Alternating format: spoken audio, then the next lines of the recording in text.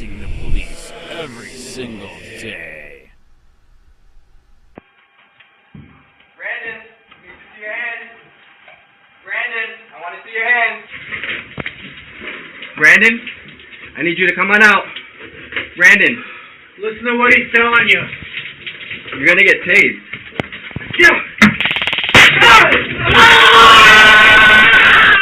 Okay, now you need to listen. Okay, listen. You need to listen to us now, buddy, okay? Just for medical evaluation or if you have an injury.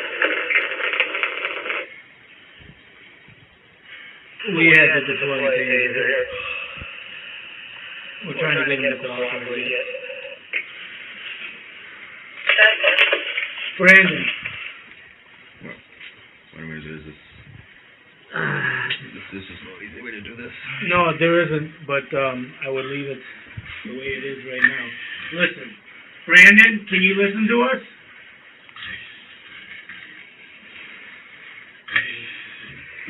Stop, just stop, relax.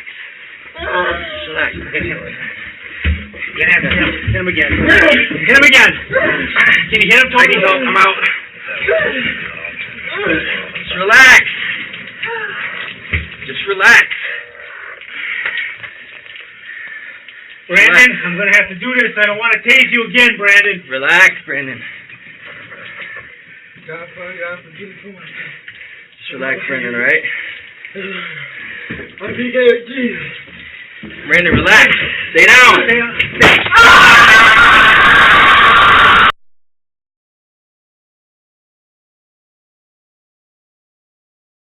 Video of cops killing naked unarmed man in the shower exposes disturbing problem with police. The killing of a naked mentally ill man in the shower has served to expose a disturbing trend in which police are killing mentally ill people instead of helping them. By Matt Agorist, October 6, 2018. Milwaukee, Wisconsin. In May of last year, 2 West Milwaukee police officers broke down the door to Adam Trammell's home, confronted him as he stood naked in his shower, and tasered him 18 times until he died.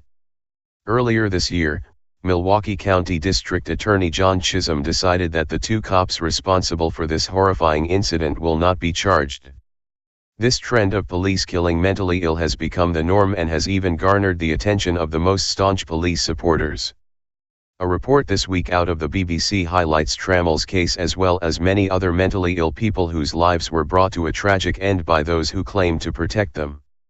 As the BBC reports, already in 2018, across the US, at least 136 people with disabilities are known to have been killed by police officers, according to a database maintained by the Washington Post and analysis of local media reports. In other countries this number is unprecedented and would create a national outcry if it happened there.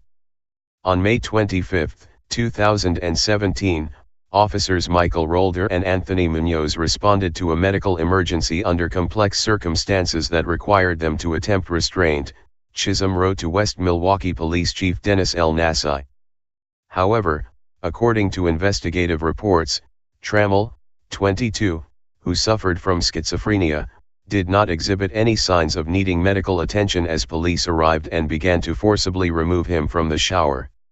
What's more, if authorities claim he was in need of medical attention, why would they respond by attacking him in the shower with tasers and brute force? This was not help.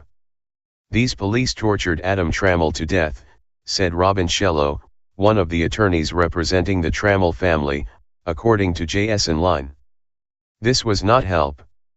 They were not protecting or serving anyone. Naked, cold, confused, alone in his own bathroom and crying for Jesus to take him, he needlessly suffered. As the highly disturbing body camera video shows, Trammell was naked in the shower entirely calm when police broke down his door.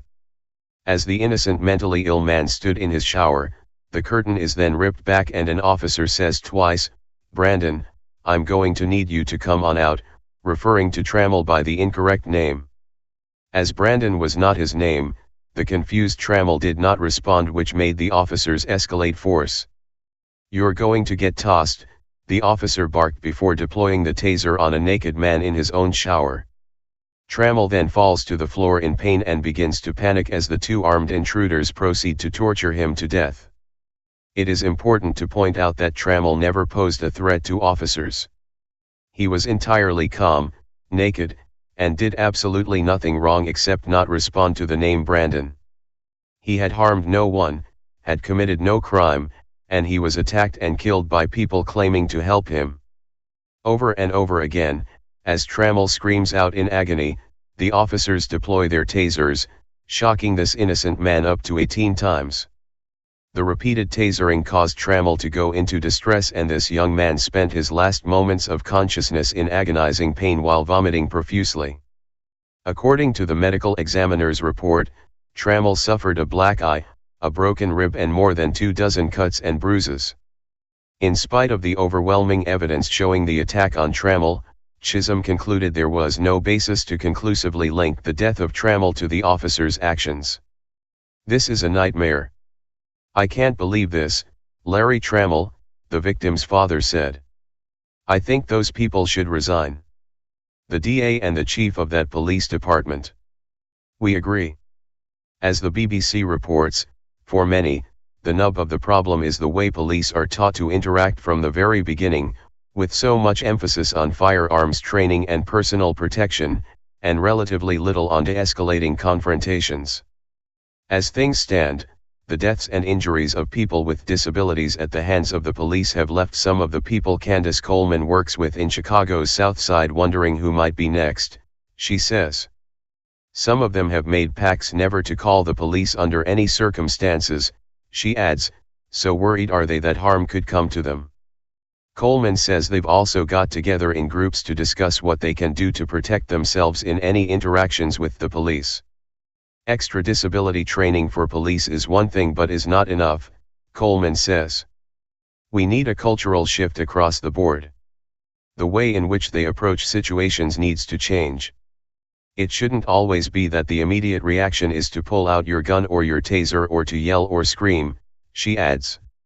Sadly, however, as the extremely graphic video below shows, yelling, screaming and tasers are all most cops know even when dealing with entirely peaceful, naked, unarmed man taking a shower.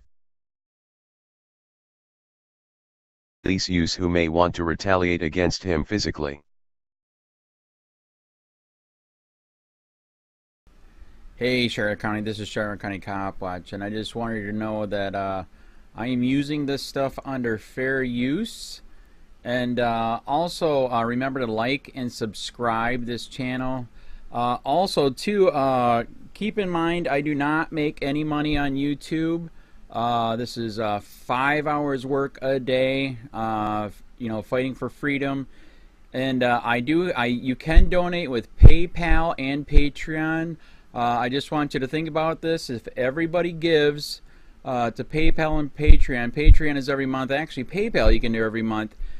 I have 12,000 subscribers. If everybody gives, I can quit my regular job and go full-time investigations on Charlotte County and possibly even more and beyond. So just keep that in mind. If everybody helps out, I can go full-time doing this. Thanks.